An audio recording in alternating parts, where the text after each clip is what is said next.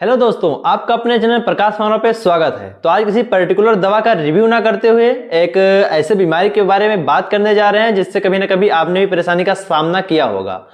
Medical language में उस बीमारी को एक्जिमा के नाम से जाना जाता है। आपने भी देखा होगा कि आपके जो स्किन है उस पर कभी कभी सफ़ेद चकत्ते जैसा कुछ संरचना हो जाता है, जिसमें पपड़ी पड़ी रहती है, फफूंदी सी लगती है, उसमें रूसी सा कुछ होता है, या फिर आपके गर्दन पे हो सकता है, आपके हाथों में हो सकता है, आपके बैक पे हो सकता है, आपके पैरों में हो सकता है, एंकल पे हो सकता है, या फिर बॉडी के किसी ऐसे पार्ट पे हो सकता है जहाँ पे पसीने रुकते हैं। तो आज बताएंगे आपको पूरा एक्जिमा होता क्या है, होता कैसे है, क्या प्रिकॉशंस है इसके लिए क्या मेडिसिन आप ले सकते हैं और कैसे आप घरेलू उपाय से भी बच सकते हैं।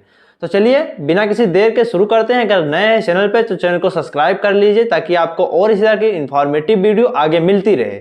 तो चलिए हम शुरू करते हैं। तो सबसे पहले हम बात करें एक्जिमा के बारे में। एक्जिमा एक स्किन डिजीज है, यानी कि आपके स्किन के सबसे ऊपरी परत पे होने वाली डिजीज होती है। तो एक्जिमा होता है वो दो प्रकार का होता है, एक इंट्रैक्सिक एक्जिमा होता है, एक एक्सट्रैक्सिक एक्जिमा होता है। इंट्रैक्सिक एक्जिमा एक ऐसे प्रकार का एक्जिमा होता है जो कि अंदर से होता है। एक्सट्रैक्सिक एक्जिमा एक ऐसे प्रकार का एक्जिमा होता है जो कि बॉडी सरफेस पे होता है।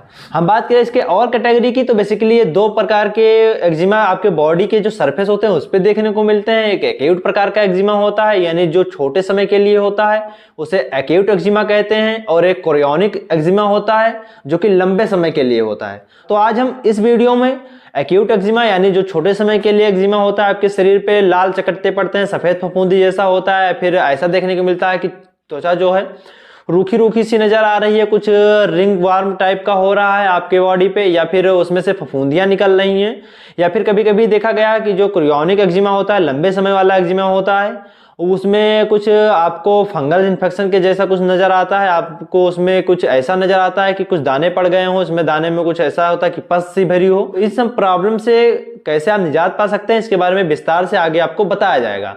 तो सबसे पहले हम बात करें ड्राई एक्जिमा की, जो कि सूखा सूखा एक्जिमा होता है।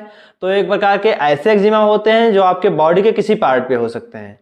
तो इसके लिए अगर आप चाहें तो उसमें खुजली बहुत ज़्यादा होती है तो कोई सिट्रीजिन का टेबलेट या लीवोसिट्रीजिन का टेबलेट 5 mg का सुबह शाम इस्तेमाल कर सकते हैं। इसके साथ में आप कोई ऐसे प्रकार की क्रीम का इस्तेमाल कर सकते हैं जिसमें क्लोबेटासोल कॉम्बिनेशन हो। क्लोबेटासोल कॉम्बिनेशन का जो क्रीम है क्लोबेट जीएम के नाम से, या फिर क्लोबेटा जीएम के नाम से, या बेटनोवेट जीएम के नाम से बेटामेथासोन का स्टेरॉयडल फॉर्म का क्रीम मार्केट में उपलब्ध है। आप इन सब क्रीम का इस्तेमाल कर सकते हैं। इसके साथ में अगर आप चाहें तो लिंडेन लोशन का इस्तेमाल कर लीजिए, क्योंकि जो ड्राई एक्जिमा होता है रूखा रूखा सा होता है। लोशन लगाने से आपको ये बेनिफिट्स देखने को मिलेगा कि जो आपकी रूखी त्वचा होगी वो धीरे धीरे नर्म तथा मॉइस्चराइजर त्वचा में बदलती चली जाती है। तो ये रहे कुछ बेसिक ट्रीटमेंट ड्राई एक्जिमा के बारे में। हम बात करें ऐसे एक्जिमा के बारे में जो कि ड्राई ना होते हुए कुछ ऐसे प्रकार के एक्जिमा होते हैं जिसमें मॉइस्चराइजर होता है, यानी कि जो गोल राउंड बना है आपके स्किन के ऊपर, एक्जिमा का एक प्रकार है। उसके चारों तरफ कुछ सफेद सफेद फफूंदियां से निकल रही हैं, कुछ ऐसे दाने पड़ गए हैं जिसमें पस भरा हुआ है, या फिर दाने लाल हैं। तो ऐसे एक्जिमा के ट्रीटमेंट के लिए आप किसी भी प्रकार का एक प्लेन मेट्राजोल का कोई कॉम्बिनेशन का ऑइंटमेंट या गामा बेंजीन के कॉम्बिनेशन का लोशन इस्तेमाल कर सकते हैं, जो ऐसे एक्जिमा के लिए प्रयोग किया जाता है जिसमें मॉइस्चराइजर होता है। इसमें जो खुजली होती है काफी हायर लेवल पे होती है, यानी कहीं ज्यादा होती है खुजली, और आप अगर खुजली उसमें करते हैं एक्जिमा में तो जो एक्जिमा के जो कीटाणु होते हैं आपके नाखून में चले जाते हैं, जिसकी वजह से जो स्प्रेड होने के चांसेस होते हैं वो ज्यादा हो जाते हैं।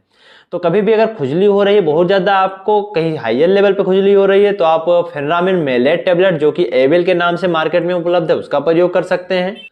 इसके साथ में अगर आप चाहें तो किसी और हायर लेवल की दवा, मान लीजिए एलेग्रा 180 mg का टेबलेट इस्तेमाल कर सकते हैं, जो आपके खुजली में काफी आराम दिखाई पड़ेगा।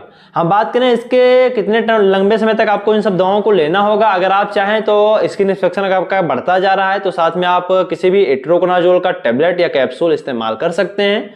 ये जो दवाएं हैं आपको 1 से लेकर 1.5 महीने तक खानी होंगी और आपको जो एक्जिमा से रिलेटेड प्रॉब्लम है दूर होती नजर आएगी। मैं एक बार फिर से क्लियर कर दे रहा हूं कि जो भी दवाई बताई गई हैं, जो भी प्रिकॉशंस बताए जा रहे हैं, आपको जो भी डोजेज बताई जा रही हैं, वो अपने डॉक्टर के सलाह के अनुसार ही प्रयोग करें। ये चैनल जो है इस पे जो भी दवाई बताई जाती हैं आपको जानकार बनाने के लिए बताई जाती हैं। तो हम बात करें इसके कुछ प्रिकॉशंस की, यानी कैसे होता है और कैसे आप इसका बचाव कर सकते हैं। तो बेसिकली ये भी एक फंगल डिजीज के अंतर्गत आता है।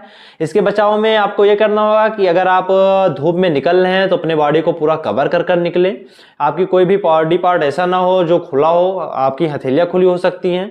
अगर आप चाहें तो अपने जो कपड़े हैं उसको लगातार वॉश करते रहें, प्रॉपर रूप से वॉश करें।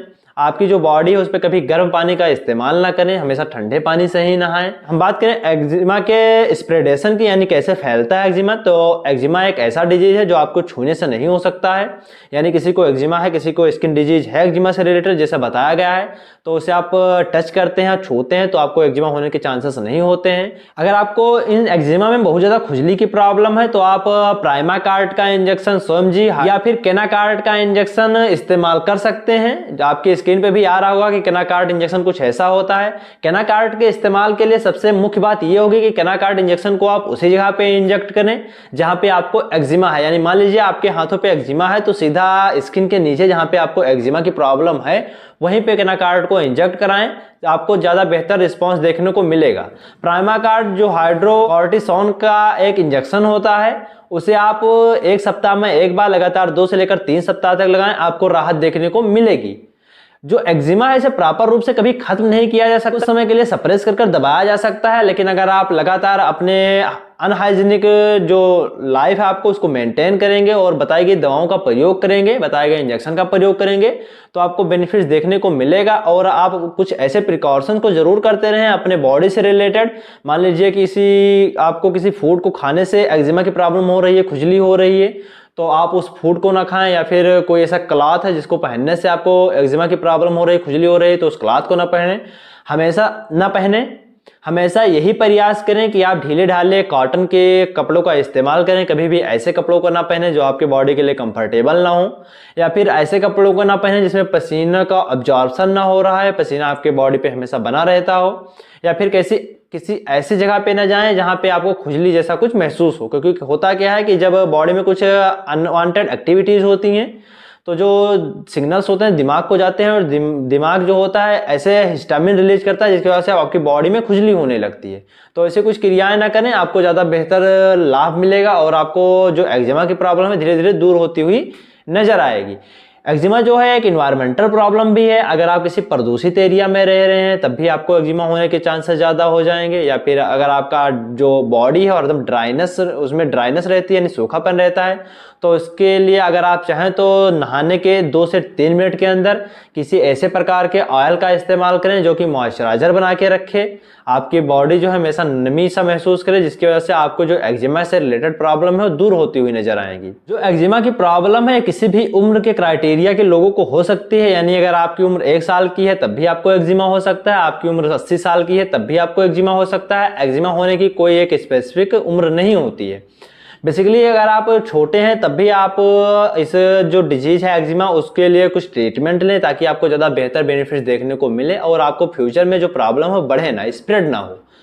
अगर आप चाहें तो कुछ ऐसे प्रकार के ब्लड प्यूरिफिकेशन का इस्तेमाल कर सकते हैं जो कि ब्लड को साफ कर दे, इसके वजह से आपके शरीर में जो खुजली हो रही है, इरिटेशन हो रहा है, आपके स्किन में जो भी प्रॉब्लम हो रही है वो धीरे धीरे आपको सप्रेस होती हुई नजर आएगी, यानी खत्म होती हुई नजर आएगी, और आपका जो बॉडी है वेल ऑर्डर्ड मैनर में आपको दिखाई पड़ेगा। एक्जिमा से रिलेटेड अगर कोई भी और परेशानी आपको है या फिर कुछ और इसके बारे में जानना चाहते हैं तो कमेंट बॉक्स आपके लिए खुला हुआ है, जाके कमेंट करें। मैं पूरा प्रयास करूंगा कि जो भी मुझसे छूट रहा है मैं उसको कवर करूं और आप तक पूरा डिलीवर करूं। तो ये रही आज हमारी informative video related to eczema, what about eczema.